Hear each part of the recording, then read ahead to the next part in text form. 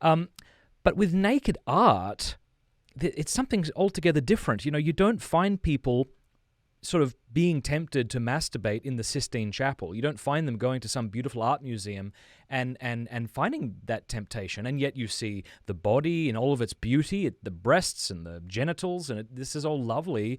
And it seems like, though, you're being drawn into an interior world. There's something going on. There is a complexity and interiority to the person.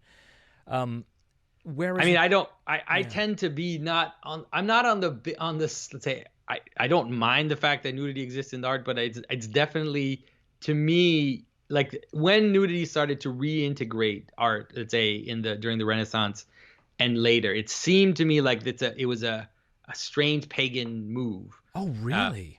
Because if you read the early councils, when they accepted images in the church, and when you read how the church fathers talk about, one of the reasons why icons look the way they do is because Roman art was erotic. Roman art was extremely erotic. And so what the Christians did is they took the Roman forms and if you look at the figures, they're using Roman tropes. Everything about iconography is based on Roman tropes. The fold, the clothing, the poses, even the contrapposto, all of this comes from Roman statuary and Roman painting. But it was de-eroticized. And so all the figures are covered, and then the contrapposto is adjusted slightly so that it's not as sensual. So all of it, there's and you can read, I think he's even St. Basil, I'm not sure, don't quote me on that, Sure. but one of the fathers talked about how, the images that are represented in the church have to be not to attract attention to your desires. Like they need to have a sobriety to them so that you're not tempted by them.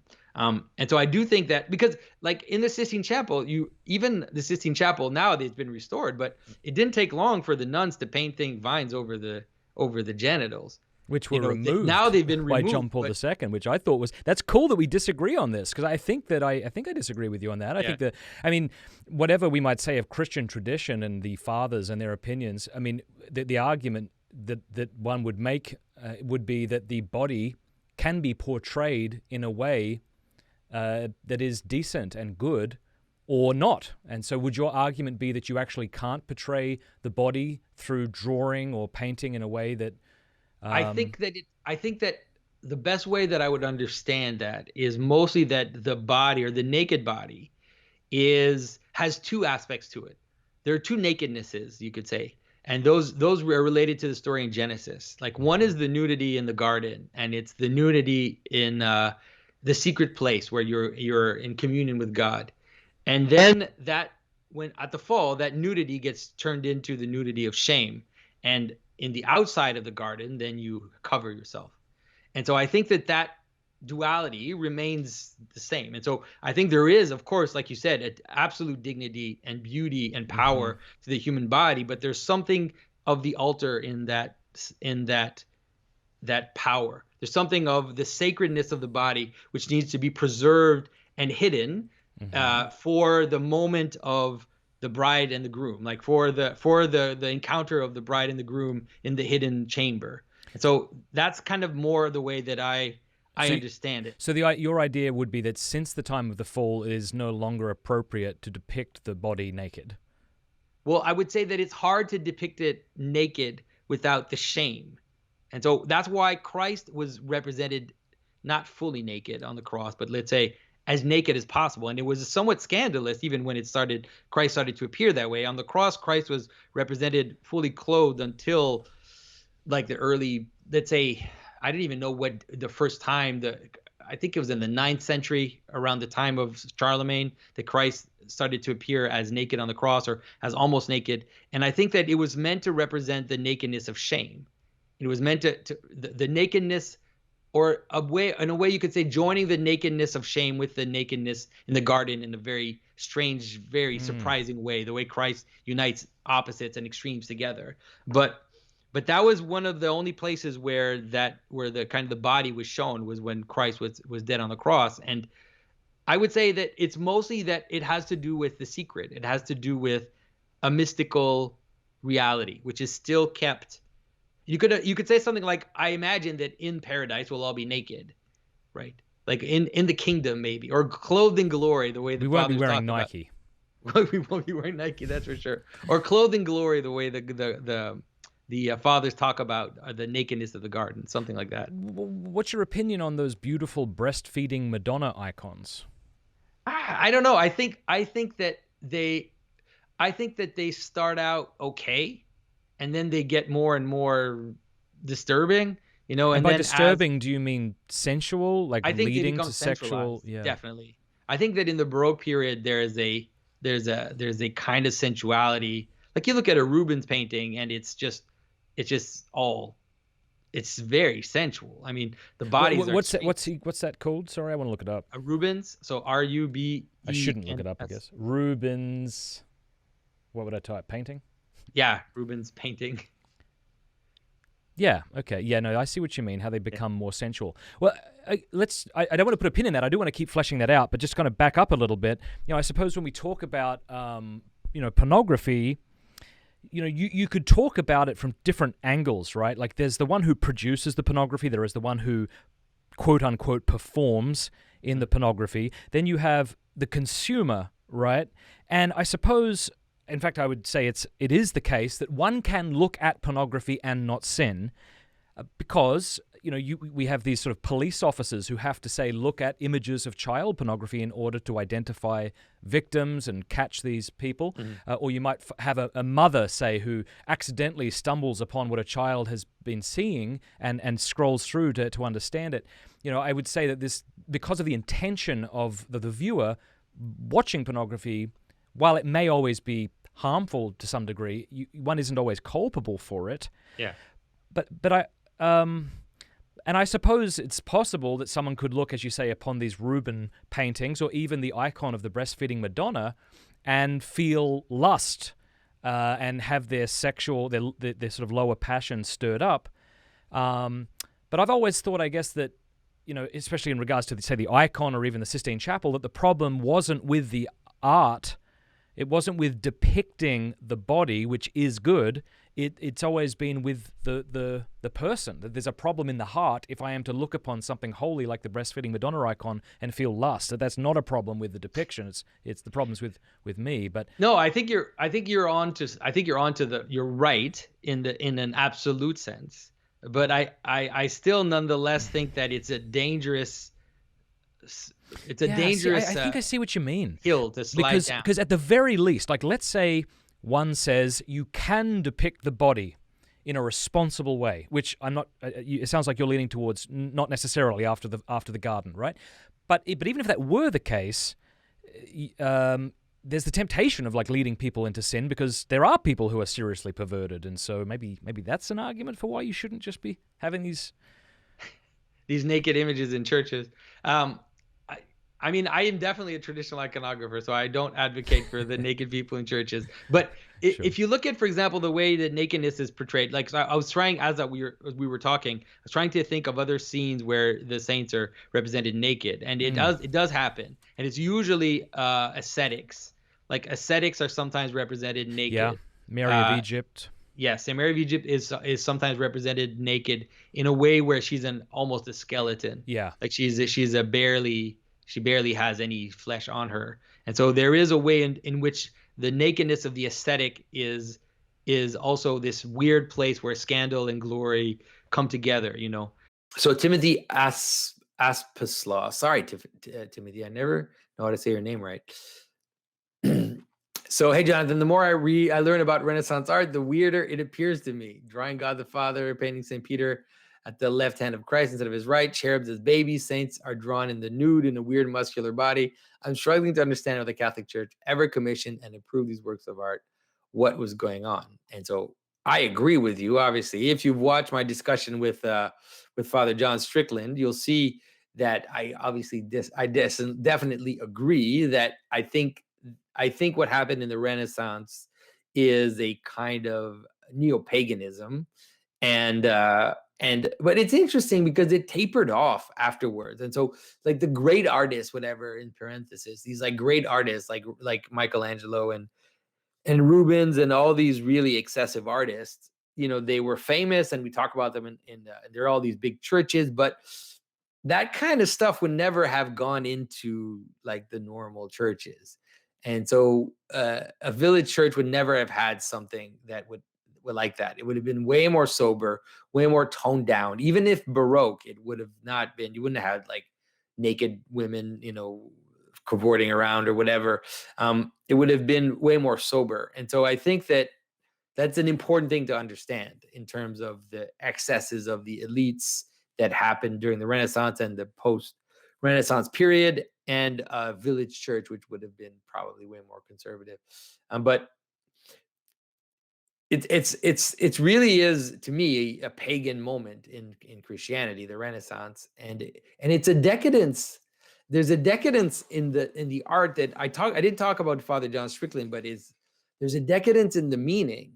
And so in the Middle Ages, there had developed this amazingly powerful relationship, kind of cosmic language of symbolism. And so in the Renaissance and after the Renaissance, the symbolism became more and more kind of hermetic and closed off and not, and a little arbitrary, rather than, you know, based in scripture and liturgy. And so in an icon, you can understand what's going on because it's bathed in the world of scripture and liturgy. But if you look at, you know, it's like if you look at the image of the creation of Adam, right? And so you look, it's a great example. So you look at the image of the creation of Adam by Michelangelo, and you're like, what's going on?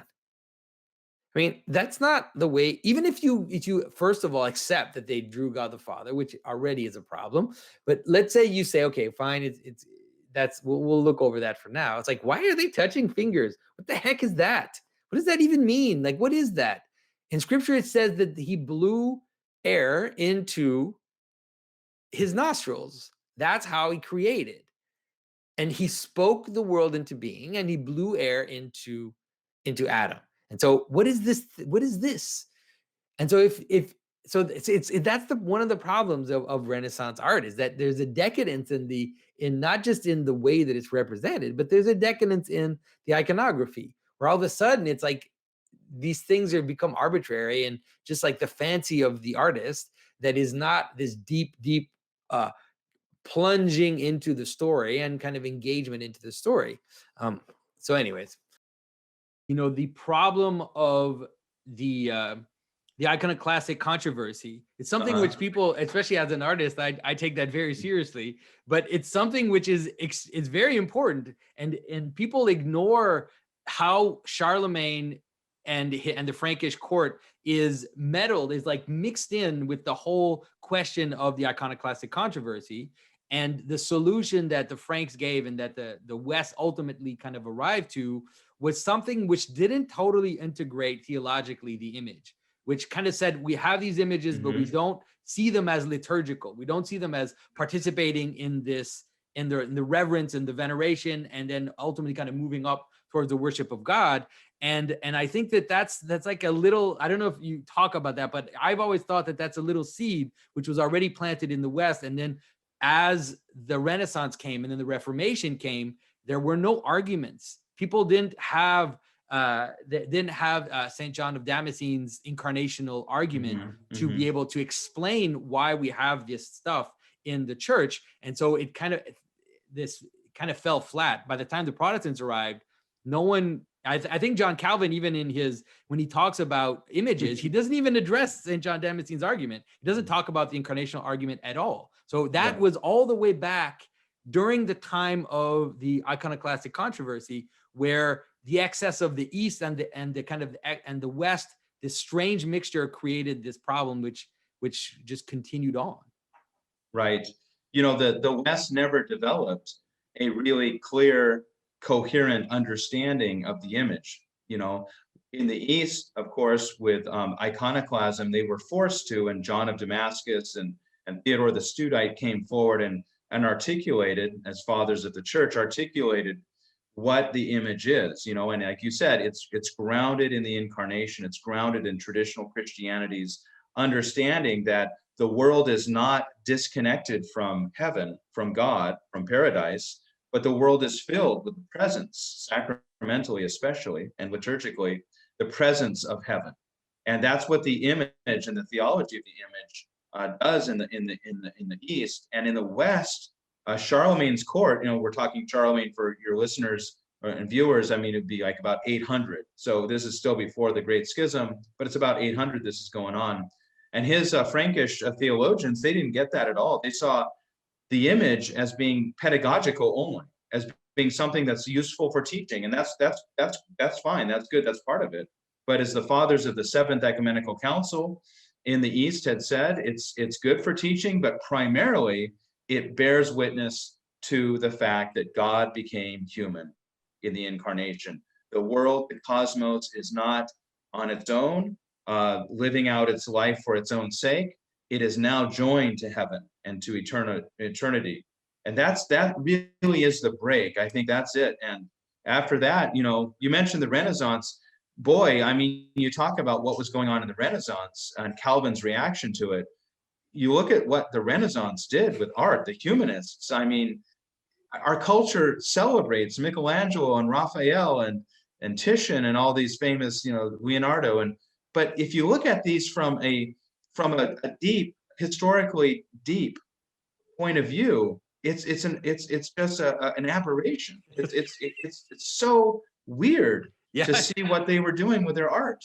Yeah, I agree. I mean, obviously, I agree. That's why I'm an iconographer. And I had this interesting discussion recently with a Catholic Thomist, about this problem of nakedness in art and why in the West they've kind of accepted that. And I see to me the Renaissance is a pagan move. It's a move towards a pagan thinking, a pagan aesthetic, and pagan sensuality. And so, like you said, there's a sympathy for Calvin or the reformers who are reacting to this. Like who are reacting to a Rubens in a church with all this like naked, like orgiastic flesh in the altar. And you're like, okay, so this is it. Like, this is what we're going to have in the church now. So there's a certain sympathy for as you move into extremes, sometimes you can understand the reaction to something which is already excessive. And then it moves into another excess. And then after that, it's the history of the West. It's just from one excess to the other, from one extreme to the other, all the way into the utopian age of the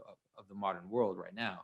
But I love, like, to me, I'm really happy that you say that, because I've been kind of secretly thinking that the iconoclastic controversy and the relationship between Charlemagne and the conflict that happened and the wars of iconoclasm that happened at the time are one of the key moments in the definition of the West and the separation between the two, and how the problem of understanding the incarnation and the transformational aspect of reality appears very clearly in that moment, where even today when I talk to Catholics and Protestants, sometimes when I talk about the transformational aspect of what Christ brought and how we are called to be brought into God and to participate in the life of God, like the people, they don't feel good about that. They feel uneasy about it.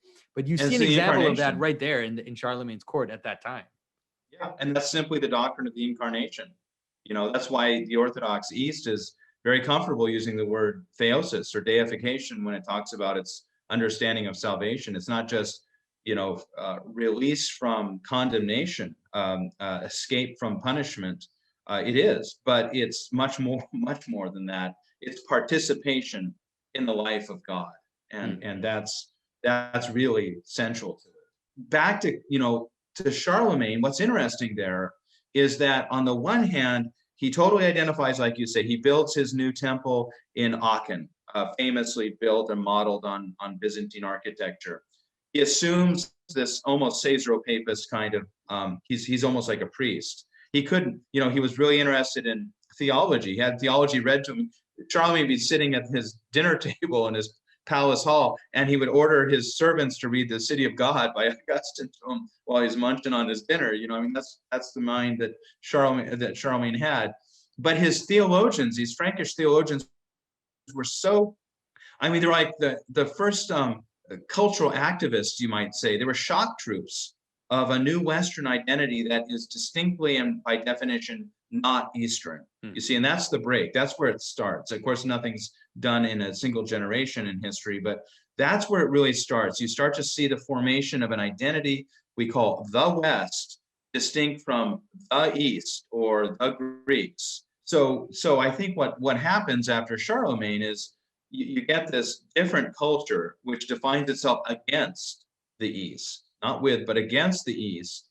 Then the Great Schism comes a couple of centuries later, 1054 is the excommunication. Then after that, all these changes start to happen under the influence of the papal Reformation of that time. You get papal supremacy, you get the Crusades starting within about 50 years of the Great Schism.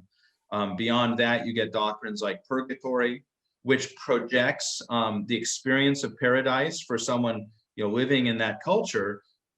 Purgatory is this tremendously intimidating process of punishment after death, post-mortem punishment, that its effect on the culture of the West is profound. That culture becomes inherently, very deeply penitential, pessimistic.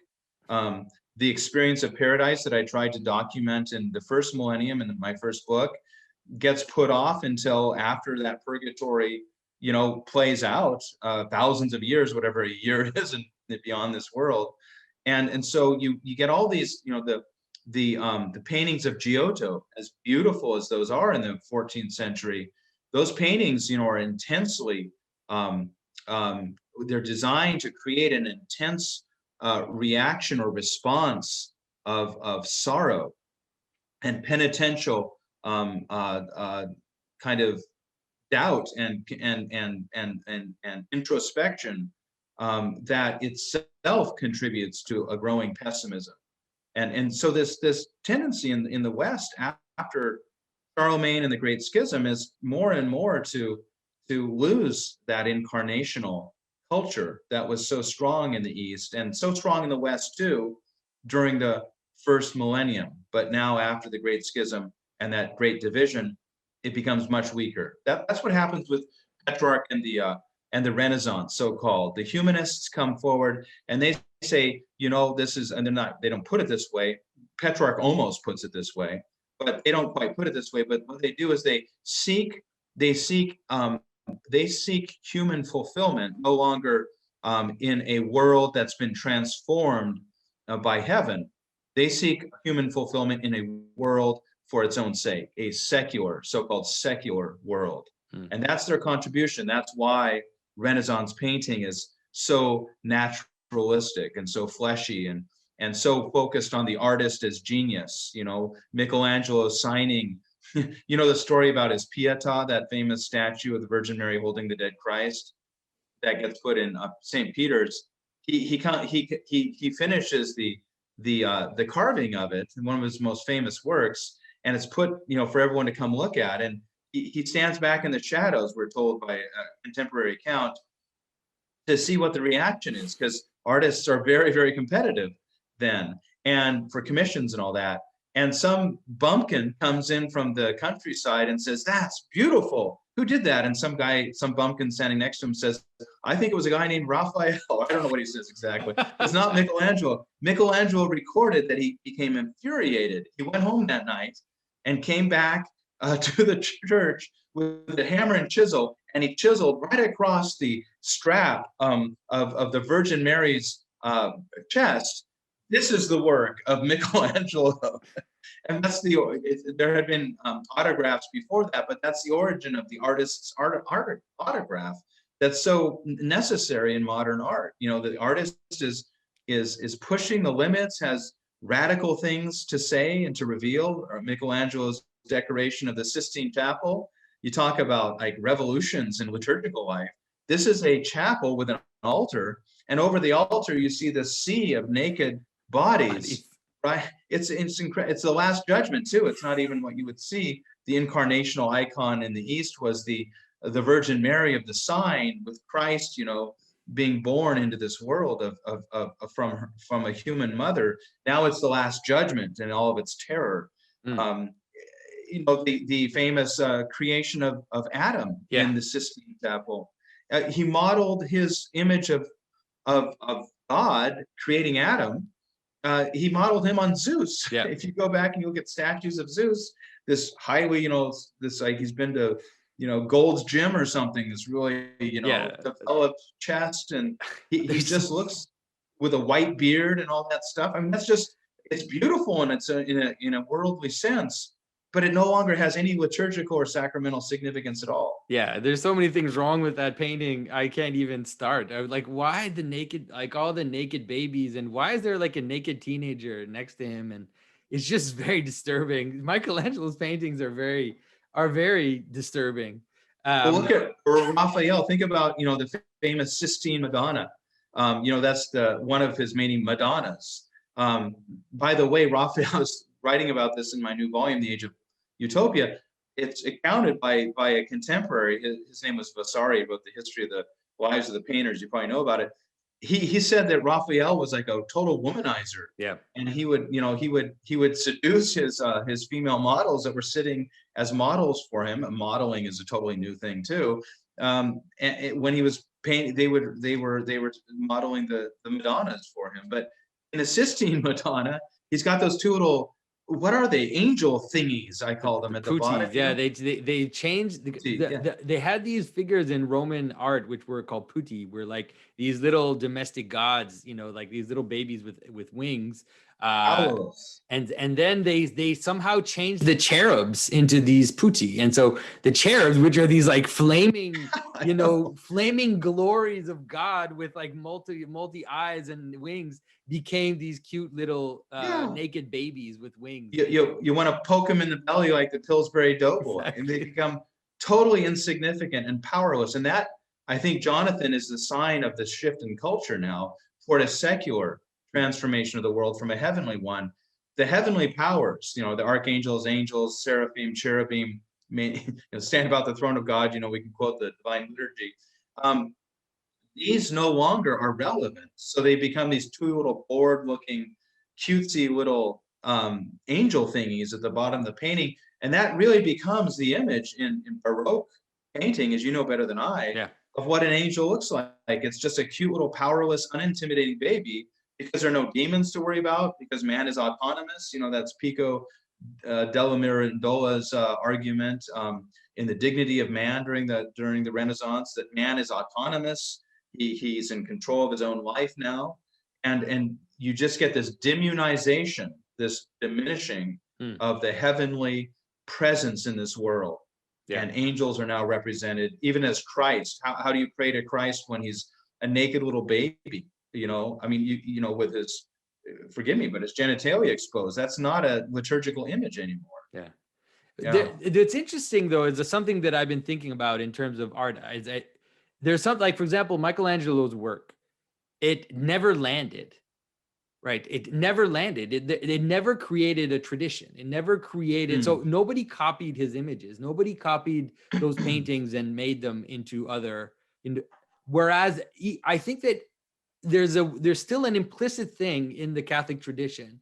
There's still the possibility of, so there are still images which appear later, which become almost iconographic, in their use, let's say. So if you have someone who has little saints cards with a prayer behind it, there's something about that, which even though they don't have the theology to explain it, there's an intuition that people have about their connection to the saint. And the way that, say, that these little saint cards that are cheap and you can buy at a little gift shop, the way that they're framed, even though they're still Western and they still have a kind of photo type realism to them, they've been sobered up, they've been brought into a kind of more frontal pose. All of these elements of iconography nonetheless kind of persist in this folk, in a kind of intuitive folk world that continues to exist, even though in the big churches, in the high churches, there's all these diagonals and all this madness and all these floating vestments and all of this kind of craziness, for the humble pilgrim and the little person who has the card of a saint in their house, it'll still look something like an icon. There'll be a little bit of a tinge of a remembrance of that world, because it is more connected to how we actually engage people. The type of, you don't meet naked people, and you can't pray. I mean, I don't know, like, have this like kind of sensual naked person in front of you, and it's supposed to, you can't look at them in the eye and then invoke them or ask for their prayers. Whereas these little saint cards where you just see the figure looking at you with a bit of a glow in the back, it's kind of tacky, but nonetheless, it has a little bit of the iconic memory, let's say. Does. You're right about that. And I think that's just instinctive. It's maybe intuitive. There's also, of course, this revival of Eastern iconography, that you see in a lot of Western churches these days. Yeah. But I think that's what people are seeking. I think that's what human beings were made for, was a connection with heaven. And that's the way we make it. We don't make it by looking at a fleshy image, even if it's in a church, even if it's over an altar. It doesn't do anything. It keeps us locked into this world, into the secular. It keeps us in the secular, and man was made for more than the secular. And so that's why people are trying, I think, especially today, to find a way out of this. I think it's really a cultural dead end, artistic dead end. So hence, look at the 20th century, Picasso, the disintegration of the human figure, that just, I think humanism, as it was expressed by Michelangelo, like you said, he never really created a tradition that followed him. I think humanism just spent itself by the 20th century. It was seen more and more by first Nietzsche, but then artists of the Dada movement and the Dali and the surrealists and others, Picasso for sure. It was seen as a counterfeit, as something that was just, didn't have substance. And it's interesting because even if you look at the history, there's a little microcosm which happens in the Renaissance, which people don't like to talk about so much, because by the end of the Renaissance, there was a movement called Mannerism, and you see it even in Michelangelo's late work, where it's as if this kind of glorious realism and this kind of glorious sensuality of the beginning of the Renaissance quickly turned into this strange exaggeration, the stretching of figures, the excess in color, and so you have this weird manneristic painting which happens at the end of the Renaissance, which is only broken by the Council of Trent and this kind of glorious Baroque. But you almost see a microcosm of what's going to happen in the whole story right there in the Renaissance. By the end of it, you have a disintegration of form. And then if you take a bigger loop all the way into modernism, you have the same move, which moves all the way down into, because as you kind of explore the sensual aspect of something, as you fall into the passions, those passions have no limit, right? And they start to turn into weird things, right? The weird, and that's, you can see that in the madness of pornography today, where it's like it goes into all these weird little like fetishisms and stuff. And so it was already there, like right in the Renaissance at the end of it. And then the whole modernism, like you said, you can see, like by the time you get to Francis Bacon, you're like, a portrait by Francis Bacon was promised to you in Michelangelo already at the beginning. Postmodernism. Yeah, Francis Bacon is a good example of where this all goes. Yeah, exactly.